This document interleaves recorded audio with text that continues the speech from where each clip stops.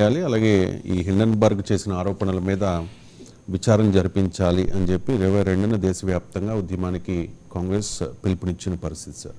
ఈ నేపథ్యంలోనే కేటీఆర్ ఒక ట్వీట్ చేశారు. ఢిల్లీలో పోరాటం చేస్తూ ఉన్నారు, మరి రాష్ట్రంలో రేవంత్ రెడ్డి రెడ్ కార్పెట్ పలుకుతూ ఉన్నారు. ఇది ద్వంద్వ విధానము అని చెప్పి. If Adani is wrong for India, why and how is he right for Telangana? Will Rahul Gandhi demand CM Revanth Reddy to roll back Adani's investments? KTR tweet sir ఇది. సో కేటీఆర్ డిమాండ్ చేసినట్టుగా రేవంత్ను రాహుల్ డిమాండ్ చేయగలరా? ఇది కాంగ్రెస్ ద్వంద్వ ఇప్పుడు అదానీ పెట్టుబడులకు వ్యతిరేకంగా కేటీఆర్ కూడా అర్థం కావాల్సింది, అదానీ దేశంలో పెట్టుబడులు పెట్టకూడదు, అదానీ వ్యాపారాలు చేయకూడదు, అదానీ వ్యాపార సంస్థల్ని రద్దు నిషేధించండి అని కాంగ్రెస్ పార్టీ పోరాడుతుందా? అది ఆ రకంగా పోరాడితే కేటీఆర్ ఆర్గ్యుమెంట్ కరెక్ట్. ఇప్పుడు అదానీ పైన కాంగ్రెస్ పార్టీ దేనికి పోరాడుతుంది? అదానీ వ్యాపారం చేయకూడదు, అదానీ పోర్టులు కట్టకూడదు, అదానీ బొగ్గు తవ్వకూడదు, అదానీ పవర్ పాయింట్ పెట్టకూడదు అని ఇది కాదు కదా పోరాటం. అదానీ పైన పోరాటం ఏంటి? అదానీ షేర్ల మ్యానిపులేట్ చేసి స్టాక్ మార్కెట్ మ్యానిపులేట్ చేశాడు. ఆయన బోగస్ కంపెనీలు విదేశాల్లో పెట్టి మనీ లాండరింగ్కు పాల్పడ్డాడు అన్నది కదా. హిండన్బర్గ్ ఆరోపణ అయినా, ప్రతిపక్షాల ప్రశ్న అయినా, కాంగ్రెస్ పార్టీ రేపు పోరాటమైనా ఈ దేశ స్టాక్ మార్కెట్ను మ్యానిపులేట్ చేశాడు. అందులో సెబీ చీఫ్ అదానీకి సహకరించారు. అదానీ కంపెనీలలో షేర్ల పెరుగుదలకు అక్రమ మార్గాల్లో దోహదం చేసిన ఫారిన్ పోర్ట్ఫోలియో ఇన్వెస్ట్మెంట్ కంపెనీలో సెబీ చీఫ్ పెట్టుబడులు కూడా ఉన్నాయి. ఇది కాన్ఫ్లిక్ట్ ఆఫ్ ఇంట్రెస్ట్. ఆ రకంగా అదానీ కంపెనీలలో షేర్ల మ్యానిపులేషన్ చేస్తుంటే నియంత్రించాల్సిన సెబీ చీఫ్ దాని నుంచి ప్రయోజనం పొందారు అన్నది ఆరోపణ. ఆ ఆరోపణ పైన నిరసన వ్యక్తం విచారణ జరపంటున్నారు. ఎందుకంటే ఇదే ఆరోపణ నిజమైతే కోట్లాది భారతీయుల పెట్టుబడులు ప్రమాదకరం మారుతాయి. స్టాక్ మార్కెట్లో ఇవాళ యంగ్ ఇండియా పెద్ద ఎత్తున స్టాక్ మార్కెట్లో పెట్టుబడులు పెడుతున్నారు. డిమాట్ అకౌంట్లు పెరుగుతున్నాయి. మీరు చూస్తే స్టాక్ మార్కెట్లో ఇన్వెస్ట్ చేసే రిటైల్ ఇండియన్ ఇన్వెస్టర్ల సంఖ్య రోజు రోజుకు పెరుగుతోంది. సో అందువల్ల నియర్లీ 20% ఆఫ్ ఇండియన్స్, లేటెస్ట్గా ఒక అంచనా ప్రకారం 20% మంది భారతీయులు స్టాక్ మార్కెట్లో రెగ్యులర్గా కాకపోయినా స్టాక్ మార్కెట్లో రకరకాల రూపాల్లో అసోసియేట్ అయి ఉన్నారు. అంటే డైరెక్ట్గా ట్రేడింగ్ చేయకపోవచ్చు, ఒక మ్యూచువల్ ఫండ్లో ఇన్వెస్ట్ చేసినా కూడా స్టాక్ మార్కెట్తో సంబంధం ఉన్నవారే కదా. సో అందువల్ల అలాంటి కోట్లాది భారతీయుల కష్టార్జితం అన్యాయం అవుతుంది అనే అంశం పైన కాంగ్రెస్ పార్టీ దేశవ్యాప్త నిరసనకు పిలిపించింది. అంతే తప్ప అదానీ పెట్టుబడులు పెట్టకూడదు, అదానీ కంపెనీలను బ్యాన్ చేయండి, అదానీ పోర్ట్లు పెట్టకూడదు, అదానీ విమానాశ్రయాలు నడపకూడదు అని చెప్పి ఉద్యమం కాదు కదా.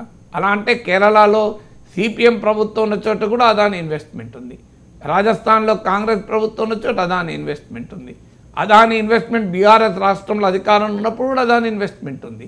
మరి అదానీ అంబానీ అని చెప్పి బీఆర్ఎస్ కూడా విమర్శించింది. అయినా అదానీ డేటా సెంటర్ బీఆర్ఎస్ ఉన్నప్పుడు కూడా ఉంది. మరి ఎందుకున్నది? అందువల్ల ఒక కంపెనీ పైన ఆరోపణ ఏంటి, ఒక కంపెనీ పైన పెట్టుబడి ఏంటి, ఈ రెండింటి మధ్య తేడా ఉంది కదా. ఆరోపణ ఏంటి? ఆరోపణ ఫర్ ఎ పర్టిక్యులర్ థింగ్ అని చెప్పి అదానీ ఈ దేశంలో సంపద సృష్టించే వ్యాపారాలు చేయడం లేదు, పరిశ్రమలే పెట్టడం లేదు అని ఎవరు అంటలేరు కదా. సో అందువల్ల ఈ రెండింటినీ వేరువేరుగా చూడాలి. అదానీ ఇన్వెస్ట్మెంట్ చేయకూడదని అని ఎక్కడ ఎవరు అభ్యంతరం అయ్యారు. నాకు తెలిసినంత వరకు ఏ ప్రతిపక్ష పార్టీ అయినా, ఏ ప్రతిపక్ష నాయకుడికైనా పార్లమెంట్లో అదానీ ఇండస్ట్రీస్ని టేక్ ఓవర్ చేసుకోండి, అదానీకి ఇండస్ట్రీ పెట్టే హక్కే లేదని ఎవరు అనలేదు ఇంతవరకు. అదానీ ఇన్వెస్ట్మెంట్ చేయకూడదని ఎవరు అనలేదు. సో అదానీ ఉండే వ్యాపార కంపెనీ లైసెన్సులు రద్దు చేయండి అని ఎవరు అనలే కదా. So it was specific to particular deals.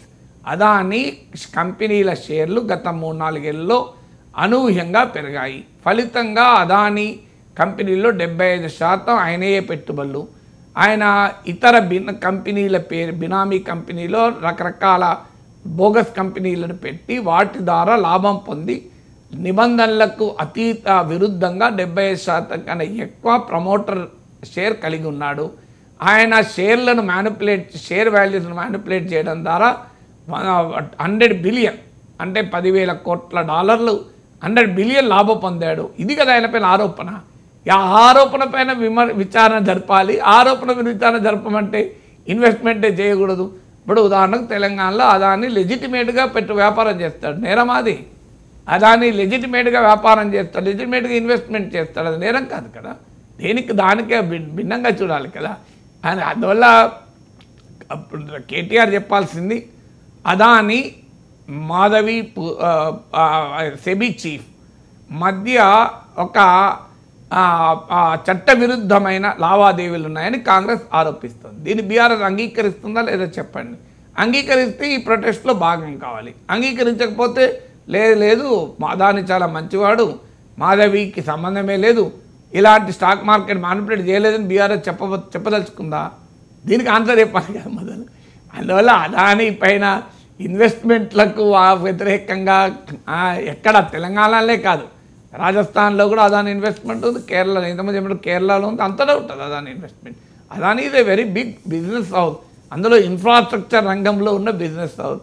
అందువల్ల ఆ ఇన్ఫ్రాస్ట్రక్చర్ రంగంలో అదాని పెట్టుబడులను ఎవరు కాదంటున్నారు?